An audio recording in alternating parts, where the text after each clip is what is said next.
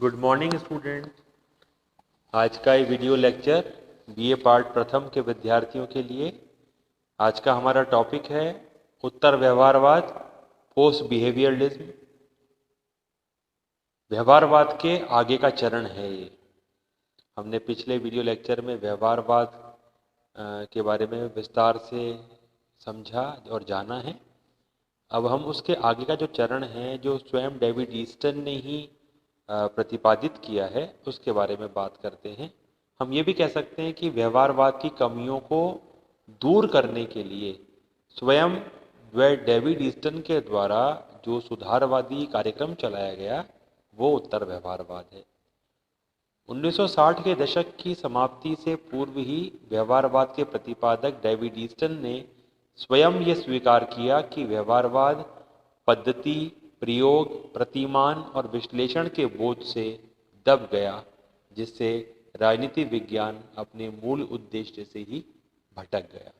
क्योंकि व्यवहारवाद का बहुत ज़्यादा जोर पद्धतियों के प्रयोग पर, एक्सपेरिमेंट करने पर, मॉडल्स अपनाने पर और एनालिसिस करने पर था। इस वजह से जो मूल विषय वस्तु थी वो तो दूर रह गई और पूरा का पूरा फोकस जो है हमारे अध्ययन का वो पद्धतियों पर और प्रयोगों पर हो गया। इस वजह से राजनीति विज्ञान का जो मूल उद्देश्य था वो पूरा नहीं हो रहा था। एक तरफ जहां व्यवहारवादी शोध के नाम पर करोड़ों डॉलर और समय खर्च कर रहे थे, दूसरी ओर पूरी पश्चिमी सभ्यता नस्लवाद, गृहयुद्ध, आतंकवाद, तानाशाही प्रवृत्तियों के अभ्युदय से त्रस्त हो रही थी।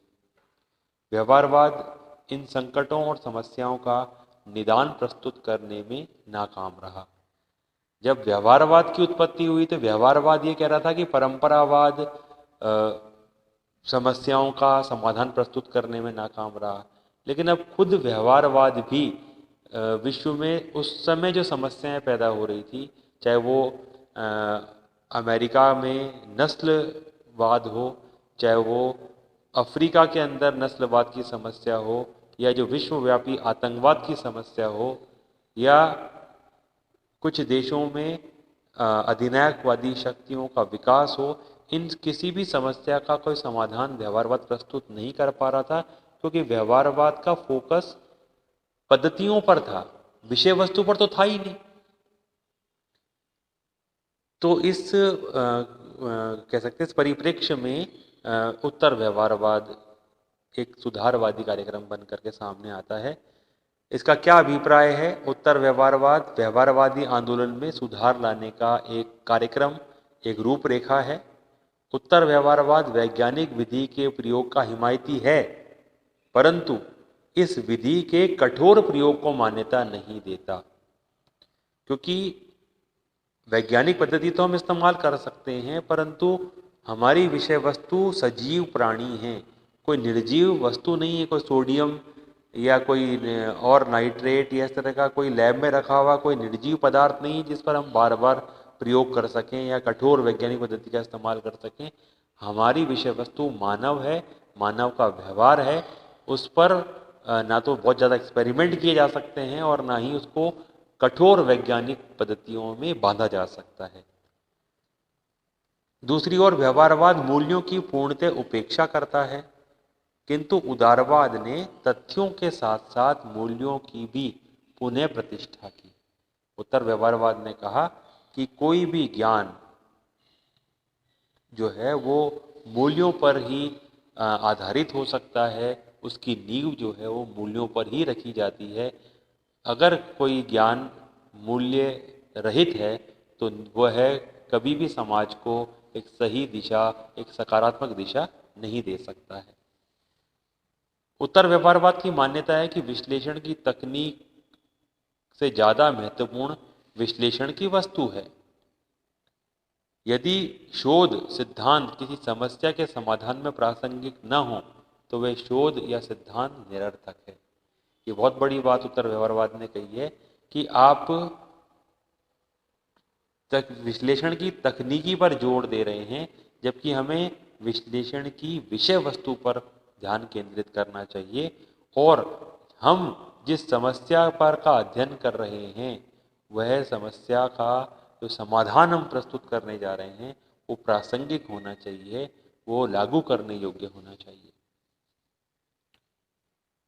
उत्तर व्यवहारवाद व्यवहारवाद में सुधार लाने के लिए एक वैचारिक क्रांति है। ये तथ्यों के साथ मूल्यों को केंद्रीय स्थान देता है, परंतु कठोर वैज्ञानिक पद्धति के प्रयोग का हिमायती नहीं है। इस आंदोलन के दो प्रमुख नारे हैं, कर्म और प्रासंगिकता। कर्मनिष्ठता, कर्म करो। बुद्धिजीवियों की भूमिका है कि समाज में सक्रिय भूमिका अदा करें, तटस्थ नहीं रह सकते बुद्धिजीवी, और आपका शोध, आपका सिद्धांत प्रासंगिक होना चाहिए।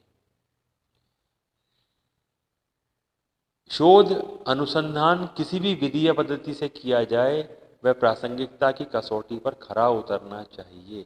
इसको डेविड ईस्टन ने प्रासंगिकता का धर्म, प्रासंगिकता का सिद्धांत नाम दिया है कि जो भी आप शोध कर रहे हैं, जिस भी विधि से कर रहे हैं, वो प्रासंगिक होना चाहिए, प्रासंगिकता की कसौटी पर खरा उतरना चाहिए। तो हम कह सकते हैं कि व्यवहारवाद का अगला चरण एक सुधार आंदोलन, एक नवीन दिशा का संकेत है उत्तर व्यवहारवाद। इसके दो नारे हो गए, कर्म और प्रासंगिकता। इस क्रांति का मूल मंतव्य है शोध समाज की आवश्यकता के संदर्भ में प्रासंगिक एवं संगतिपूर्ण होना चाहिए।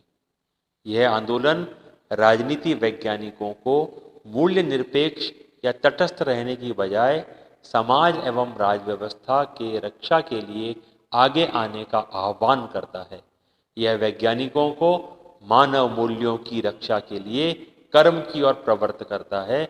यह समाज की समस्याओं के विश्वसनीय समाधान की मांग करता है। यह है उत्तर व्यवहारवाद। अब इस उत्तर व्यवहारवाद का उदय क्यों हुआ है? 1969 में अमेरिकन पॉलिटिकल साइंस एसोसिएशन में भाषण देते हुए स्वयं डेविड ईस्टन ने ये बात कही। नंबर 1, द्वितीय महायुद्ध के बाद राजनीति विज्ञान को वैज्ञानिक, विश्वसनीय और सैद्धांतिक स्वरूप देने का प्रयास किया गया था, परंतु स्वयं व्यवहारवादी वैज्ञानिकों को अनुभव हुआ कि जो प्रयास किए गए हैं वे अपर्याप्त और अपूर्ण हैं। दूसरी बात उन्होंने कही कि व्यवहारवादियों का मानना था कि मानव का औपचारिक व्यवहार और उसकी अवचेतन की आकांक्षाएं जुड़ी हुई हैं, परंतु बाद में स्वयं व्यवहारवादी वैज्ञानिकों ने माना कि यह विभाजन कृत्रिम है, कि मनुष्य का औपचारिक व्यवहार और उसकी अवचेतन की आकांक्षाएं ये जुड़ी हुई हैं, ऐसा व्यवहारवादी मान रहे थे।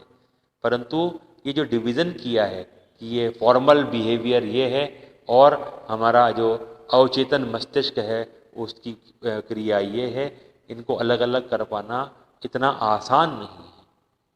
तीसरी बात, व्यवहारवादी वैज्ञानिकों ने महसूस किया कि राजनीति विज्ञान में प्राकृतिक विज्ञानों की तरह अध्ययन पद्धतियों का प्रयोग करना बहुत कठिन है, क्योंकि राजनीति विज्ञान की विषय वस्तु मानव व्यवहार है जो परिवर्तनशील है। चौथा बिंदु कहा डेविड ईस्टन ने कि व्यवहारवाद ने तथ्य मूल्य पृथक्करण पर अत्यधिक बल दिया कि तथ्य और मूल्य अलग अलग होने चाहिए और राजनीति विज्ञान के अध्ययन में मूल्यों का कोई सरोकार नहीं होना चाहिए, केवल तथ्य, तथ्य और तथ्य, ये व्यवहारवादियों की मांग थी। फलस्वरूप राजनीति विज्ञान अपने स्वरूप और लक्ष्य से भी भटक गया। स्वयं व्यवहारवादियों ने माना कि मानव समाज की समस्याओं के अध्ययन में तथ्य और मूल्य दोनों प्रासंगिक हैं। यदि हमें मानव समाज की समस्या का कोई समाधान करना है, उसका सही से अध्ययन करना है, तो facts and values both are equal, both are important, दोनों महत्वपूर्ण हैं। पांचवी बात जो डेविड ईस्टन ने की कि व्यवहारवादी क्रांति के विकास के साथ ही विश्व व्यवस्था नए संकट, नई समस्याओं और चुनौतियों से घिर गई। व्यवहारवाद ना तो इन संकटों की पूर्व चेतावनी दे सका और ना ही इन समस्याओं की कोई निदान प्रस्तुत कर सका। तो ये कारण व्यवहारवादियों ने माने हैं, जिसकी वजह से उत्तर व्यवहारवाद पैदा हुआ। अब हम बात करते हैं उत्तर व्यवहारवाद के कुछ आधारभूत लक्षण की या इसकी प्रमुख मान्यताओं की। और इसकी 7 प्रमुख मान्यताएं हैं, जिसको हम कह सकते हैं कि ये उत्तर व्यवहारवाद के प्रमुख लक्षण भी हैं और इन्हीं पर पूरा उत्तर व्यवहारवाद टिका हुआ है। उसमें पहला बिंदु है प्रविधि से पूर्व सार, यानी तकनीक से ज्यादा महत्वपूर्ण क्या है? विषय वस्तु, सार। ये बात उत्तर व्यवहारवादी कह रहे हैं। उत्तर व्यवहारवादियों का कहना है कि व्यवहारवादी तकनीक को तथ्यों के ऊपर प्रधानता देते हैं, कि व्यवहारवादियों के लिए तकनीक महत्वपूर्ण थी, विषय वस्तु गौण थी। लेकिन उत्तर व्यवहारवाद का मानना है कि तथ्य और तकनीक दोनों का उचित प्रयोग किया जाना चाहिए और यह संभव भी है। तथ्यों की बलि चढ़ाकर व्यवहारवादियों ने तकनीक का पीछा किया, जबकि उत्तर व्यवहारवादी कहते हैं कि अनुसंधान के लिए परिष्कृत उपकरणों का विकास करना उपयोगी है, परंतु उससे भी अधिक महत्वपूर्ण बात वह उद्देश्य है जिसके लिए इन उपकरणों का प्रयोग किया जा रहा है, यानी विषय वस्तु इंपॉर्टेंट है। उत्तर व्यवहारवादियों के अभिमत में व्यवहारवादियों को चाहिए कि वह महत्वपूर्ण समसामयिक सामाजिक समस्याओं के साथ प्रयोजनात्मक रूप से अपने शोध कार्य की प्रासंगिकता स्थापित करें। यदि यह करने के मार्ग में उनकी शोध तकनीक बाधक है तो भले ही तकनीक छोड़ दें, पर प्रासंगिकता न छोड़ें। ये बहुत ही महत्वपूर्ण बात कही है कि आप जो शोध कार्य कर रहे हैं वो प्रासंगिक होना चाहिए, और उस आपके शोध के मार्ग में यदि तकनीक बाधा उत्पन्न करती है, कोई पैराडिम बाधा उत्पन्न करता है, तो आप तकनीक को छोड़ दें, परंतु प्रासंगिकता को ना छोड़ें। व्यवहारवादियों का नारा था, अस्पष्ट होना जितना बुरा था, गलत होना उतना बुरा नहीं। It was better to be wrong than vague. उत्तर व्यवहारवादियों ने एक विपरीत नारा दिया कि अप्रासंगिक सुनिश्चितता से अस्पष्ट होना कम बुरा था। यानी अब आपका अध्ययन अप्रासंगिक नहीं होना चाहिए, इररेलेवेंट नहीं होना चाहिए। दूसरी मान्यता है सामाजिक परिवर्तन पर बल।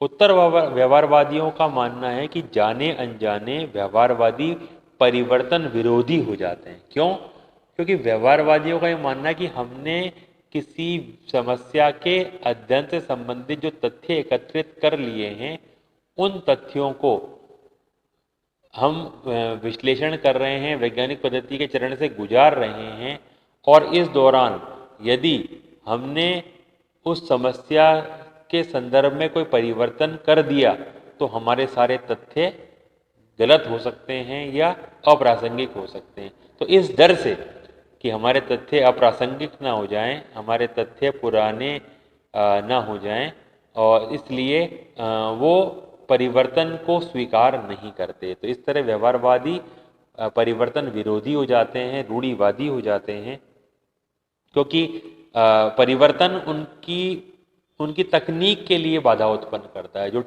जिस टेक्निक पर वो काम कर रहे हैं उस टेक्निक पर विपरीत असर आता है, इसलिए ये किसी भी सूरत में परिवर्तन नहीं चाहते। व्यवहारवादी तथ्यों के वर्णन और विश्लेषण तक अपने को सीमित रखते हैं। उन तथ्यों के व्यापक संदर्भ को, उनकी सामाजिक प्रासंगिकता को समझने की आवश्यकता पर ध्यान नहीं देते, क्योंकि वे समझते हैं कि उनके प्रणाली शास्त्र के अनुसार ये वर्जित है। कि जो जिस सिस्टम उन्होंने अडॉप्ट किया है, जो टेक्निक वो काम में ले रहे हैं एनालिसिस के लिए, वो टेक्निक उनको अलाउ नहीं करती कि वो परिवर्तन को स्वीकार करें। सामाजिक प्रासंगिकता या तथ्यों के व्यापक संदर्भ में उनको समझना शायद उनके पैराडिम की आवश्यकताओं के अनुरूप ना हो, या हो सकता है कि उसमें नैतिक तत्व निहित होने की संभावना न हो। अतएव वह व्यापक संदर्भ की ओर से उदासीन ही रहता है। इस सब का परिणाम ये हुआ कि व्यवहारवादी राजनीति विज्ञान ने एक ऐसी सामाजिक रूढ़िवादिता की विचारधारा का रूप ले लिया था जिसमें केवल धीमी गति से होने वाले परिवर्तनों के लिए ही गुंजाइश थी। तो दूसरा जो हमारा पॉइंट है, उत्तर व्यवहारवादियों ने कहा कि हमें सामाजिक परिवर्तन पर बल देना है, चाहे उसके लिए हमें तकनीक छोड़नी पड़े, चाहे हमें तकनीक बदलनी पड़े, हमारा शोध प्रासंगिक भी होना चाहिए और उसमें आ रहे परिवर्तन भी हमें स्वीकार करने होंगे। तीसरा बिंदु है समस्याओं के विश्वसनीय निदान की आवश्यकता। व्यवहारवादी युग में राजनीति विज्ञान ने राजनीति की क्रूर यथार्थताओं से अपना नाता बिल्कुल तोड़ लिया था। व्यवहारवादी अन्वेषण का लक्ष्य यदि वास्तव में तथ्यों की गहराई तक पहुंचना था तो यह कैसे संभव माना जा सकता है कि राजनीति वैज्ञानिक स्थिति की यथार्थताओं के प्रति अपनी आंखें सर्वथा बंद रखे। यह युग संकट और चिंता का युग था और व्यवहारवाद के अमूर्त प्रत्ययों और अवधारणाओं में व्यक्ति तथा समाज की व्यापक एवं गंभीर समस्याओं के समाधान की क्षमता नहीं थी। चाहे वो अणुबम का खतरा हो, चाहे जनसंख्या के बढ़ने के खतरे हों, चाहे वो वायु प्रदूषण हो, चाहे वो गरीबी और आदि समस्या हो, इनका कोई तात्कालिक उपचार व्यवहारवाद प्रस्तुत नहीं कर पा रहा था। और उत्तर व्यवहारवादियों ने यही इस बात पर जोर दिया कि अगर कोई अध्ययन, कोई विषय जिसकी ये जिम्मेदारी है कि वो न केवल समस्या का समाधान प्रस्तुत करे अपितु समस्या का पूर्व कह सकते चेतावनी भी व्यवस्था को प्रस्तुत करे, और अगर विषय ऐसा नहीं कर पाता है तो वह विषय अपना उद्देश्य पूरा नहीं कर पा रहा है। इसे हमें वो बात को स्वीकार करना ही पड़ेगा। नेक्स्ट पॉइंट है मूल्यों की महत्वपूर्ण भूमिका। उत्तर व्यवहारवादियों के अनुसार कोई भी ज्ञान, विशेषकर सामाजिक विज्ञान, मूल्यात्मक दृष्टि से ना तो तथ्यों एवं प्रासंगिक यथार्थताओं से तटस्थ रहा है और ना ही रह सकता है। अतएव व्यवहारवादियों को चाहिए कि वे अपने ज्ञान की सीमाएं पहचानने के लिए उन आधारभूत मूल्यों को पहचाने जिन पर वह टिका है। व्यवहारवादियों ने मूल्यों के महत्व को सर्वथा अस्वीकार न करते हुए भी विज्ञानवाद और मूल्य निरपेक्ष दृष्टिकोण पर इतना जोर दिया था कि व्यवहारिक दृष्टि से मूल्यों की सर्वथा उपेक्षित ही मान लिया गया था। इस स्थिति में राजनीति विज्ञान को नीरस तथा प्रयोजनहीन बना दिया। वस्तुतः मूल्यों की आधारशिला पर ही ज्ञान की इमारत खड़ी की जा सकती थी और मूल्यों को यदि ज्ञान प्रेरक शक्ति न माना जाए तो सदा ही एक खतरा रहता है कि ज्ञान को गलत उद्देश्यों के लिए काम में लाया जाएगा। राजनीति में मूल्यों का बहुत अधिक महत्व है और वैज्ञानिकता के नाम पर राजनीतिक अध्ययन में मूल्यों को बहिष्कृत नहीं किया जा सकता। यानी जो आपका ज्ञान है और खासकर जो सामाजिक विज्ञान है उसकी आधारशिला मूल्यों पर ही टिकी होती है, क्योंकि मूल्य ही हमारे ज्ञान को सही दिशा देते हैं और मानवता की रक्षा के लिए हमें प्रेरित करते हैं। इसलिए किसी भी स्थिति में हम मूल्यों की पूर्ण उपेक्षा नहीं कर सकते हैं। हमें मूल्यों के प्रति एक वैज्ञानिक दृष्टिकोण अपनाने की आवश्यकता है कि हम मूल्य निरपेक्ष होकर के अध्ययन करें। हम अध्ययन करने से पूर्व अपने मूल्यों को पृथक रखने का प्रयास करें या स्वयं अपने मूल्यों को प्रकट कर दें ताकि हमारे अध्ययन में हमारे मूल्य शामिल न हो और हमारा अध्ययन जो हमारा अध्ययन है वो वैज्ञानिक बना रहे और हमारे मूल्यों की रक्षा भी हो सके। नेक्स्ट पॉइंट है बुद्धिजीवियों की भूमिका। उत्तर व्यवहारवादियों ने राजनीतिक शास्त्रियों को यह भी याद दिलाना चाहा कि बुद्धिजीवी होने के नाते समाज में उनकी अपनी एक भूमिका है और बुद्धिजीवी होने के नाते मानवीय मूल्यों की रक्षा करने का दायित्व उन्हीं को निभाना है। वो इस दायित्व से विमुक्त नहीं हो सकते हैं। सभ्यता के मानवीय मूल्यों की रक्षा के लिए अधिक से अधिक प्रयास करने की जिम्मेदारी राजनीति वैज्ञानिक की है और वह इससे मुंह नहीं मोड़ सकते। नेक्स्ट पॉइंट है कर्मनिष्ठ विज्ञान। उत्तर व्यवहारवादी कर्मनिष्ठता पर बल देते हैं। उनका कथन है कि राजनीतिक विषयों के अध्ययनकर्ता को समाज के पुनर्निर्माण में योगदान देना चाहिए। उनका कहना है कि ज्ञान व्यवहारिक रूप से सार्थक होना चाहिए। यदि हमारे व्यवहारवादी शोध परिणामों का रचनात्मक क्रियान्वयन नहीं हो सकता तो वह सार्थक ज्ञान नहीं, अर्थात ज्ञान का क्रियात्मक होना आवश्यक है। डेविड ईस्टन ने खुद ने कहा है, जानने का अर्थ है कार्य करने का उत्तरदायित्व अपने हाथों में लेना, और कार्यरत होने का अर्थ है समाज के पुनर्निर्माण में अपने आप को लगा देना। तो उत्तर व्यवहारवादियों ने ये स्वीकार किया कि हम जानेंगे भी और अपने आप को कार्यरत भी बनाएंगे, यानी समाज के पुनर्निर्माण में अपना योगदान देंगे। लास्ट 7th पॉइंट इसका है मान्यताओं में, लक्षण में, व्यवसाय का राजनीतिकरण। राजनीति वैज्ञानिक तटस्थ रहने से गर्व अनुभव करते हैं। वे समाज की राजनीतिक गर्मा गर्मियों में स्वयं को शामिल करके सक्रिय भूमिका अदा करने में विश्वास नहीं रखते, जबकि उत्तर व्यवहारवादियों की मान्यता है कि राजनीति शास्त्रियों को समाज में सकारात्मक भूमिका अदा करनी चाहिए, जिससे समाज के उद्देश्यों को एक सुव्यवस्थित दिशा प्रदान की जा सके। अतः बुद्धिजीवियों के संघों और समुदायों, यहाँ तक कि विश्वविद्यालयों को भी मानव मूल्यों की रक्षार्थ संघर्ष के मैदान में आ जाना चाहिए। तो ये 7 बिंदु उत्तर व्यवहारवाद की मान्यताओं में आते हैं, उत्तर व्यवहार के लक्षण में आते हैं। अब हम इस पे की समीक्षा करें तो सार रूप में हम कह सकते हैं कि उत्तर व्यवहारवाद की कमियों को दूर करने का एक प्रयास है। साथ ही ये बुद्धिजीवियों से अपेक्षा करता है कि वे अपने ज्ञान के माध्यम से समाज में सुधार के लिए प्रयास करेंगे। राजनीति वैज्ञानिक अपने ज्ञान की छाप अपने युग के सामाजिक प्रश्नों और समस्याओं पर अंकित करना चाहेंगे और व्यवहारवाद का विस्तार करने वाला यह आंदोलन है जो उत्तरोत्तर विकास का, उत्तरोत्तर सुधार का प्रतीक है। इन व्यवहारवादियों और उत्तर व्यवहारवादियों में जो कह सकते हैं विरोध की स्थिति थी वो भी 1970 तक आते आते समाप्त हो गई, और व्यवहारवादियों ने इस बात को स्वीकार कर लिया कि राजनीति विज्ञान में अधिकाधिक मात्रा में आनुभाविक अध्ययन और परिशुद्ध परिणाम देने वाली पद्धतियों को अपनाते हुए इसे सही अर्थों में विज्ञान की स्थिति प्रदान करने की चेष्टा की जानी चाहिए। धन्यवाद।